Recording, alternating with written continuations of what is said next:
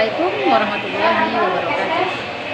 Berjumpa lagi dengan Ibu Rahmawati SPDI, Guru Pendidikan Agama Islam di SMA Negeri 3 Bangkok Sako. Baiklah, sebelum kita mulai pelajaran, Ibu berharap kita semua selalu berada dalam lindungan Allah Subhanahu wa Ta'ala. Pada kesempatan kali ini kita akan membahas materi tentang menjaga martabat manusia dengan menjauhi pergaulan bebas dan perbuatan zina.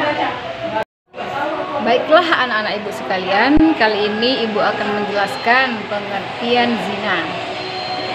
Zina adalah melakukan hubungan biologis layaknya suami istri di luar tali pernikahan yang sah. Bisa juga dikatakan sebagai tindakan menyalahgunakan kesucian alat kemaluan. Zina merupakan penghinaan terhadap hakikat jati diri manusia dan dibenci serta dilaknat oleh Allah Subhanahu wa Ta'ala karena termasuk perbuatan keji dan dosa besar. Dalam pandangan Islam, zina merupakan perbuatan kriminal atau jarimah yang dikategorikan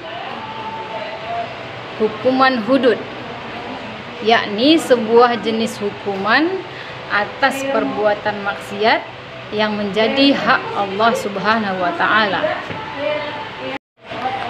Mengenai pergaulan bebas dan perbuatan zina, Allah Subhanahu wa Ta'ala berfirman dalam Al-Quran surat Al-Isra ayat 32 yang berbunyi, A'udzubillahi minasyaitonirrajim, Bismillahirrahmanirrahim.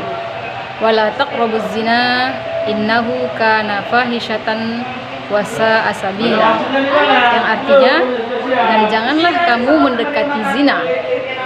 Zina itu sungguh suatu perbuatan keji dan suatu jalan yang buruk. Quran surat Al-Isra ayat 32. Pembagian zina.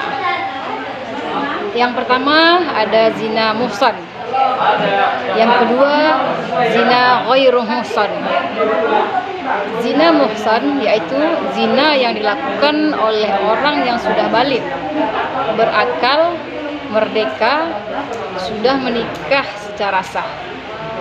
Maksudnya adalah yang dilakukan oleh suami, istri, duda atau janda, atau dengan kata lain selingkuh.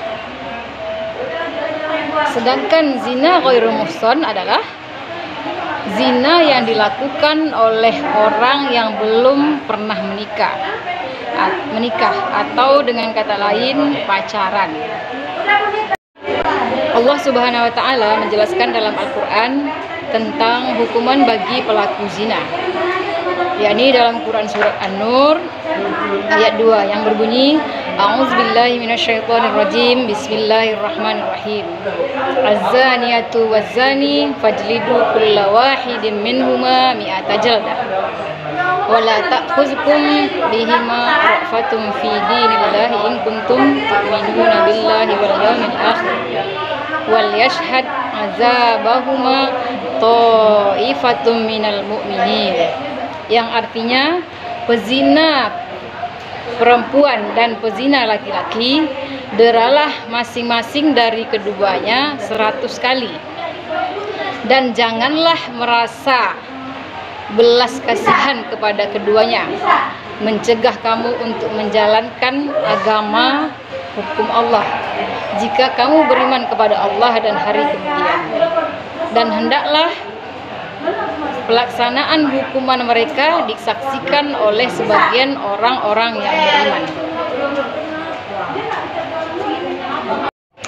Hukuman bagi pezina.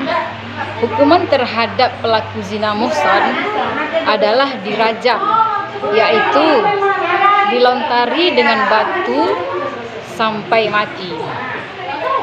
Hukuman terhadap pelaku zina ini didera 100 kali dan diasingkan di suatu tempat yang jauh dari manusia dengan jarak 90 km dari pemukiman umum selama 1 tahun.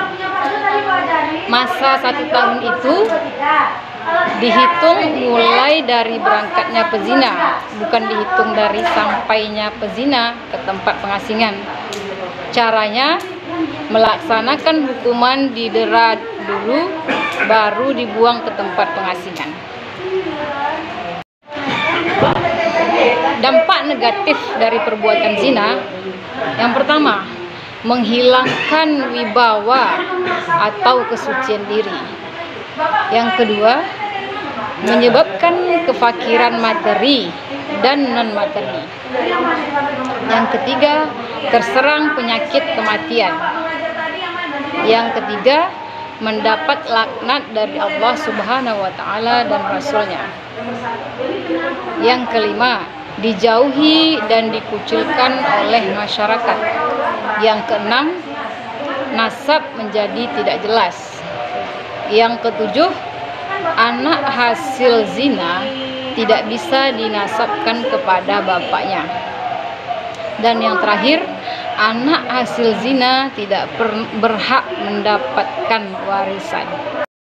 Banyak upaya yang bisa kita lakukan untuk menghindari zina. Yang pertama, menjaga pergaulan yang islami dan sehat. Yang kedua, menjaga aurat dan kesucian kemaluan. Yang ketiga, menjaga pandangan. Yang keempat, menjaga kehormatan. Yang kelima, meningkatkan aktivitas dan rajin berpuasa. Baiklah anak-anak ibu sekalian, dengan berakhirnya materi tadi, semoga kita semua terhindar dari perbuatan zina dan pergaulan bebas. Berhubung kita masih berada dalam masa pandemi COVID-19, Ibu berharap kita bersama-sama menjaga kesehatan dan tetap mematuhi protokol kesehatan.